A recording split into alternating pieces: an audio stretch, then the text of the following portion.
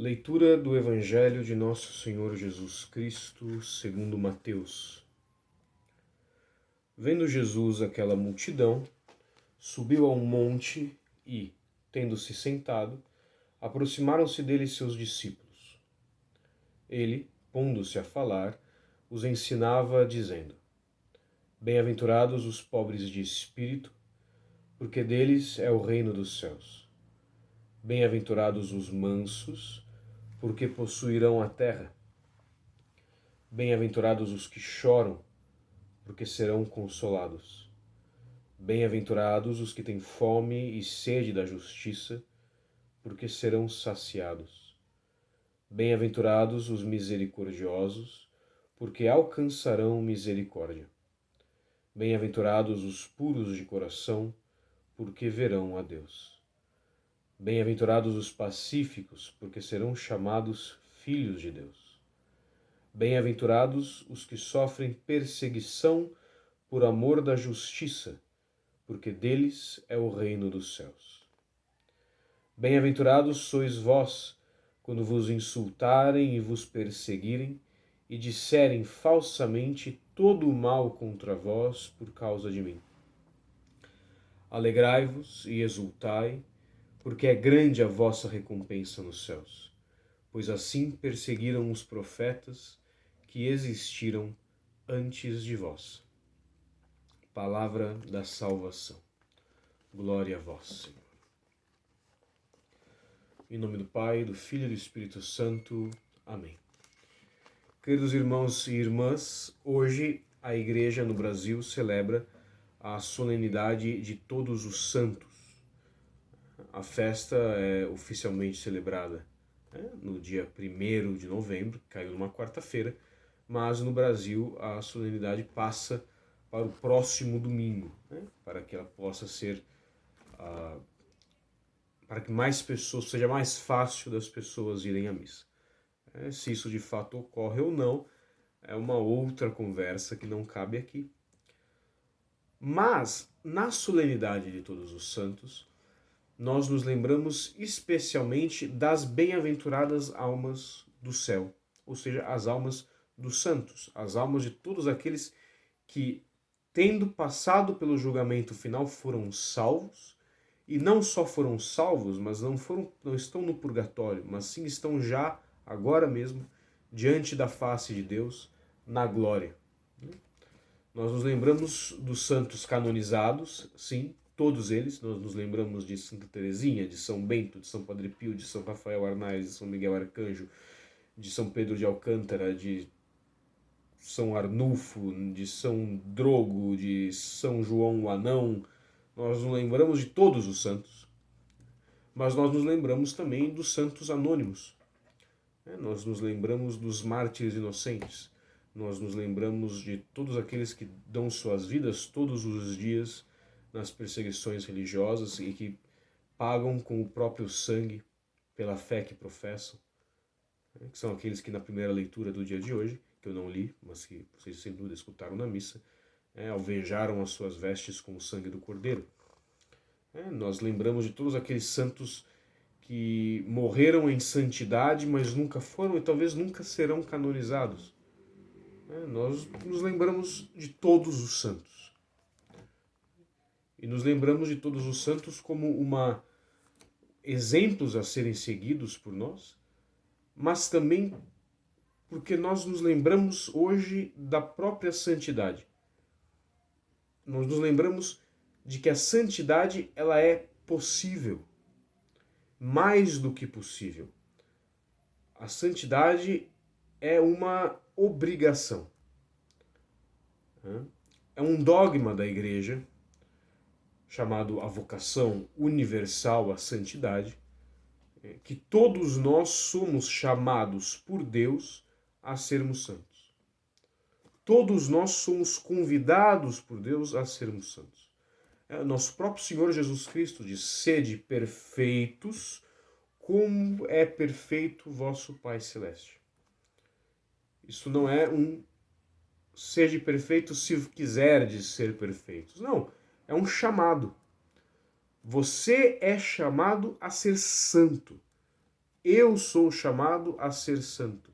A pior pessoa que você conhece, a pior pessoa da qual você tem memória na história do mundo, este indivíduo é, se está vivo ou era, caso esteja morto, chamado a ser santo, chamado à santidade. Mas se nós vamos pensar na santidade, e se nós vamos falar de um chamado universal à santidade, nós temos que entender o que é a santidade. O que significa ser santo. O que é um santo? Bom, há várias definições possíveis para um santo. Mas as minhas preferidas são as que seguem. O santo é aquele que conseguiu viver plenamente o primeiro mandamento. Ou seja, ele é aquele que totalmente, perfeitamente, verdadeiramente amou a Deus sobre todas as coisas. O santo é aquele que de tal forma se entregou ao amor de Deus, de forma absoluta, irrestrita e total, que permitiu que Deus o transformasse. Ele permitiu que Deus fizesse nele, fizesse em seu coração, em sua vida, tudo aquilo que Deus quer fazer. Tudo aquilo que Deus gostaria de fazer na nossa vida se nós não o impedíssemos. O santo é aquele que pode, portanto, dizer como disse São Paulo: vivo, mas não eu. É Cristo que vive em mim. O santo, ele é alguém que foi plenamente cristificado. Ou seja, alguém que foi refeito, recriado, transformado de dentro para fora, dentro do ventre espiritual da Virgem Maria, transformado e recriado à imagem de Cristo. Ele é um homem humano, perfeitamente humano, ainda com alguns defeitos, inclusive, muitas vezes, que foi divinizado. Divinizado. E que, sendo homem, age mais ao modo divino do que ao modo humano. Ou seja, o santo, ele é plenamente homem. Ele é a humanidade expressa da sua melhor forma. Ele é o que a humanidade deveria ser, não fosse a mácula do pecado. Ele é a humanidade em união com a divindade. Ele é um reflexo da humanidade do Cristo. Ele é um reflexo da perfeição imaculada da Virgem Maria. O santo, meus irmãos, é aquele que de tal forma amou que permitiu-se ser transformado por esse amor. Que não guardou nada para si. Que não disse eu amo, mas... Que não falou eu vou até aqui e não vou mais. Não. O santo é aquele que deu tudo. O santo é aquele que teve coragem de amar a Deus até as últimas consequências. O que não é fácil, mas é possível. E é possível por quê? Porque a santidade, ela não é um produto do meu esforço. Não, ela é um produto da ação de Deus em mim. Ela é um produto da minha falta de impedimento. Ou seja, eu paro de atrapalhar a Deus. Deus está batendo a porta do meu coração, dizendo eu quero entrar. Me deixa mudar a sua vida, me deixa entrar no teu coração, me deixa mudar a tua vontade, curar a tua alma ferida, endireitar o que está quebrado, recriar o que foi corrompido. E nós estamos todos os dias dizendo várias vezes, não entra, não entra, não entra. Ou entra até a sala de estar e não entra mais. No meu quarto o senhor não entra. O santo arregaçou todas as portas da casa, falou, entra, Deus, faz o que tu queres, a casa é tua, eis aqui o escravo do Senhor. O santo permitiu-se ser transformado por Deus. Deus veio até ele e o santo abriu a porta e falou: eu vou, faça, venha, pelo amor de Deus, me salva de mim mesmo, Senhor. Esse é o santo. E, com exceção, é claro, de alguns santos luminares, né, como São Padre Pio, Santa Teresinha, São João Batista, e santos que foram assim predestinados desde a mais tenra idade e que já mostravam uma santidade exuberante desde criancinhas, né, a imensa maioria dos santos tinha pecados terríveis. A imensa maioria dos santos podia ser, inclusive, sem dúvida era, várias, em muitos sentidos, piores do que eu, piores do que vocês que me escutam, piores do que várias pessoas.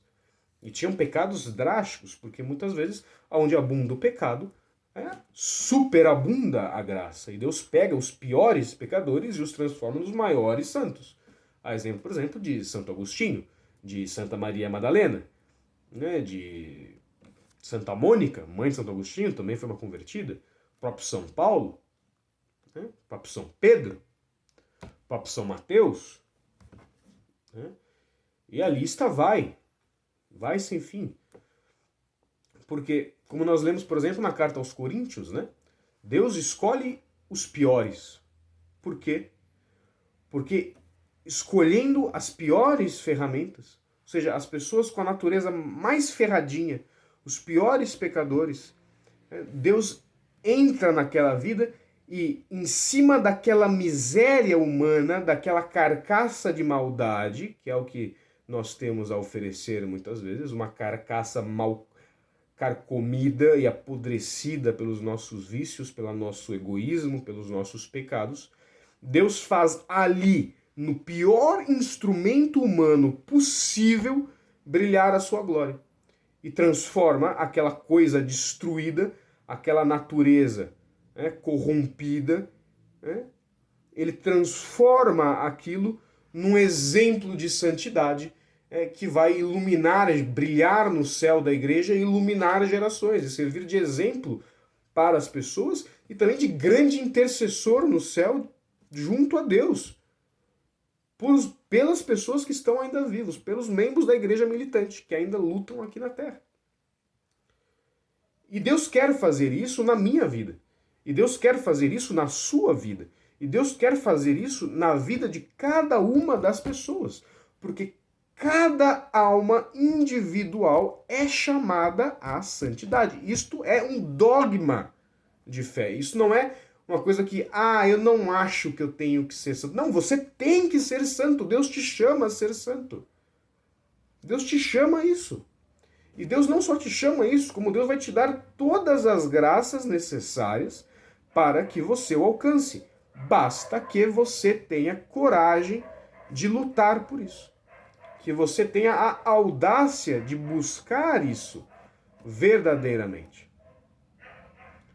E aí nós entramos na segunda parte do que eu queria conversar, porque você que está me ouvindo, você vai virar para mim e você vai dizer, mas Diácono Rodrigo, tudo bem, todo mundo é chamado à santidade, mas eu olho em volta e eu não vejo os santos.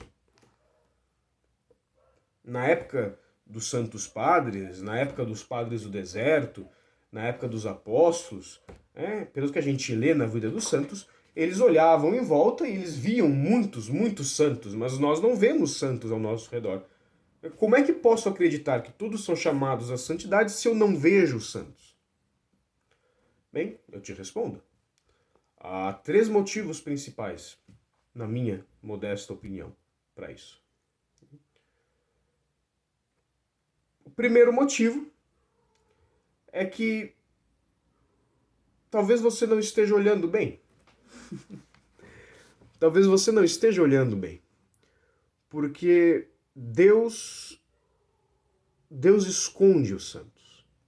Deus esconde os santos. Então, você olha, você procura, e o seu olhar pode não estar bom, porque você pode estar procurando um santo que levita, procurando um santo que flutua, o santo que sai voando, o santo com raio laser, né? E se esquecendo que Deus esconde os santos. Que os maiores santos são muitas vezes completamente anônimos. e que Deus revela a sua santidade após a sua morte apenas. Pense, por exemplo, no exemplo da própria Santa Teresinha, a Florzinha do Carmelo, né? Que alguns padres, inclusive, chamam da Pequena Imaculada. Quando ela morreu, e foi proposto o início do seu processo de beatificação, a Madre do Carmelo disse, olha, mas se Teresinha é santa, então temos que canonizar o Carmelo inteiro, porque ela é só mais uma carmelita, não tem nada demais. Mas tinha. Não só é uma santa, como uma grande santa, mas uma doutora da igreja. E em vida foi completamente anônima. E assim tantos outros. O outro motivo é porque o mundo está cada vez mais martelando ao nosso redor uma lógica, uma hierarquia de valores que é oposta à hierarquia de valores de Cristo, que é oposta à hierarquia de valores do Evangelho de Nosso Senhor. O mundo propõe uma coisa como boa, propõe uma coisa como certa, e isso nos é martelado o tempo inteiro, em todos os lugares possíveis. Na mídia, na escola, no trabalho, na escola, nos amigos, na família. O tempo inteiro nos martelam isso. E Deus ri desses valores. Ri e despreza a lógica do mundo. Porque o que ele ama e o que os seus santos devem buscar é o contrário. E por consequência direta disso, os seus santos são aqueles que são desprezados e ridicularizados pelo mundo. Os santos de Deus, os verdadeiros santos de Deus, os grandes santos de Deus, são tratados com nojo pelo mundo, com raiva, são tratados como criminosos. Por quê? Pelo que nós lemos no Evangelho de hoje. Que eu magnificamente consegui perder. Aqui. Achei. Veja, por exemplo. Cristo diz, bem-aventurados os pobres de espírito. Ou seja, aqueles que não se consideram suficientes, aqueles que não se consideram bons, aqueles que não acham que bastam a si mesmos. O mundo diz o contrário. O mundo diz, não, você tem que ser bom. Você tem que bastar a si mesmo. Você tem que ser autossuficiente. Você tem que confiar em si mesmo. Você é tudo do que você precisa. Cristo diz, bem-aventurados os mansos. O mundo diz, bem-aventurados os violentos, bem-aventurados os ferozes, bem-aventurados aqueles que dominam, que conquistam pela violência, que tomam aquilo que querem. O mundo diz, bem-aventurados os que riem por aí, os que riem à toa, os que andam muito felizes, dançando samba pelas esquinas. Cristo diz, bem-aventurados os que choram, os que sofrem, os que se agarram na cruz.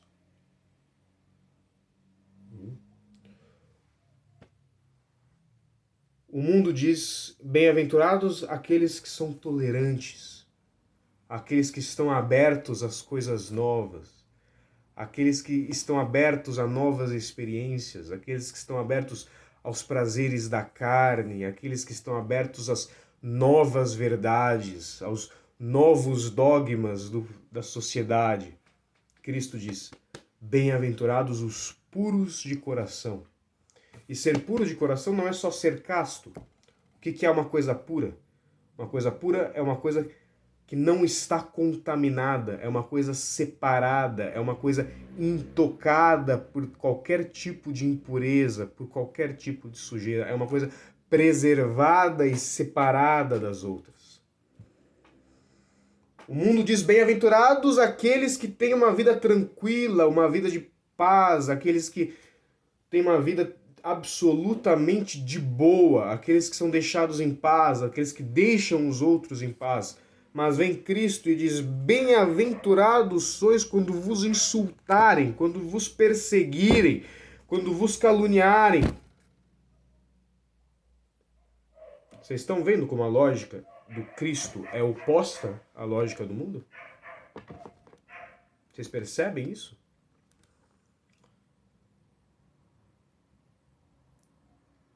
Eu estava lendo recentemente uma passagem de algum santo, eu não me lembro qual.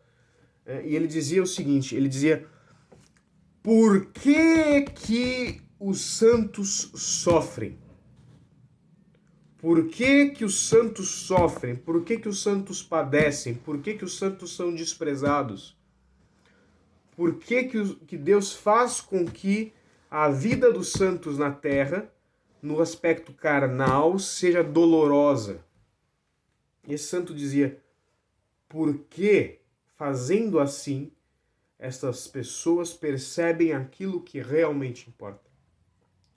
Porque se Deus coroasse seus santos com prazeres e paz e gozo terreno, eles se esqueceriam de Deus. Eles se esqueceriam daquilo que realmente importa. Porque a nossa lógica, meus irmãos, é a lógica da cruz.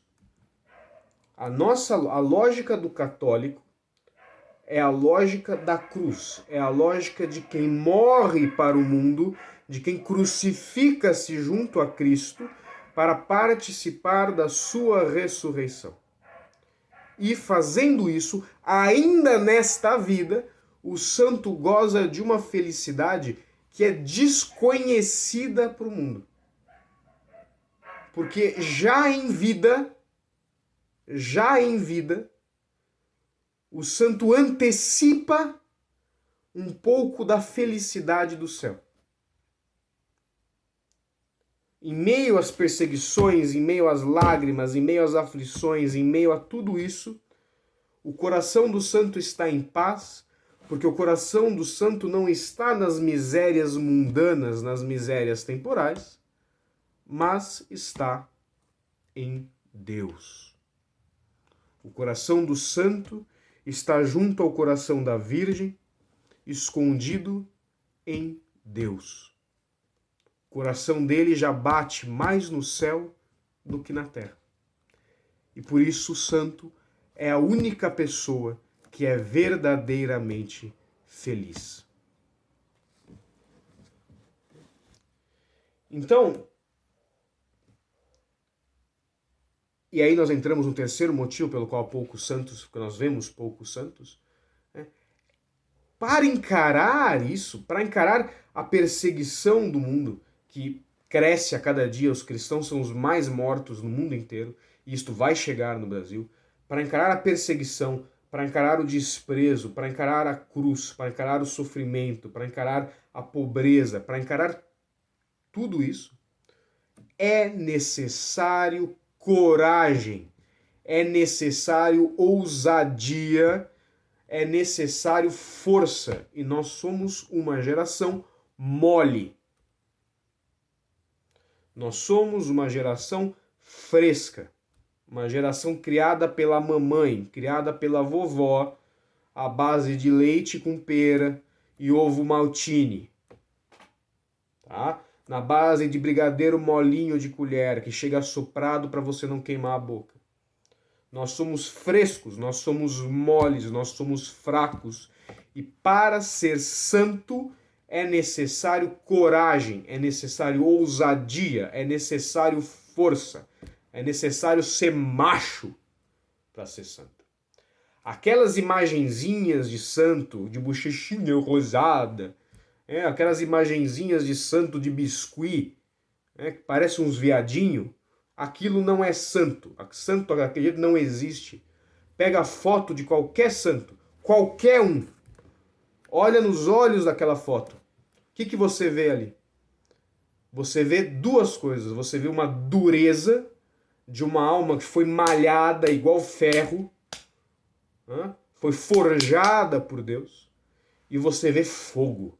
Fogo de amor. Você vê uma intensidade viva ali.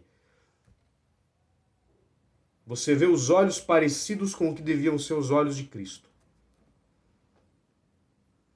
É necessário coragem, meus amigos. É necessário coragem. É necessário dar a cara a tapa.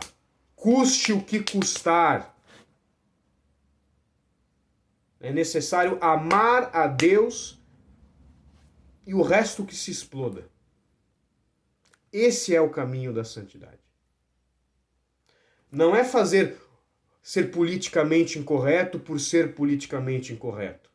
Não é ser politicamente incorreto para ofender o amiguinho. Não. É fazer a vontade de Deus. Deus sobre todas as coisas.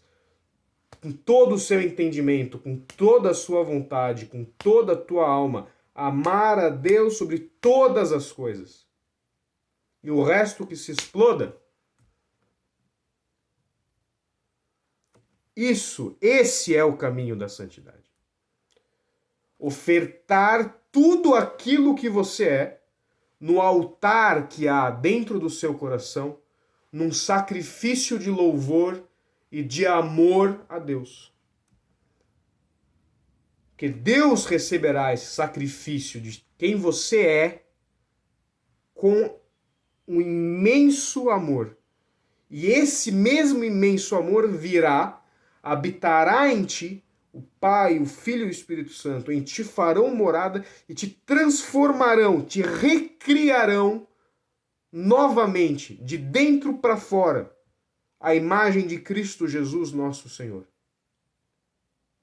E você experimentará uma paz e uma alegria indizível, inexprimível, e que o mundo não conhece e nunca conhecerá. Então, meus irmãos, minhas irmãs, coragem, coragem, coragem. Vale a pena dar a vida por Cristo. Vale a pena arder de amor por nosso Senhor.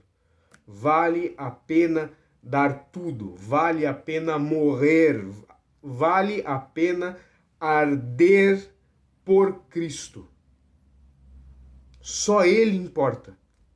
E só Ele, dentre todas as coisas que existem, dentre tudo, só Ele pode nos fazer verdadeiramente felizes. Roguemos à Virgem Santíssima que ela, que em tudo disse sim para Deus, que disse o fiat, o faça-se em mim segundo a vossa palavra, do qual dependeu a nossa salvação. Que ela, que gerou dentro de si a natureza humana do Deus encarnado, gere também em nós, gere a nossa alma a imagem de Cristo, nosso Senhor. Louvado seja nosso Senhor Jesus Cristo. Para sempre seja louvado.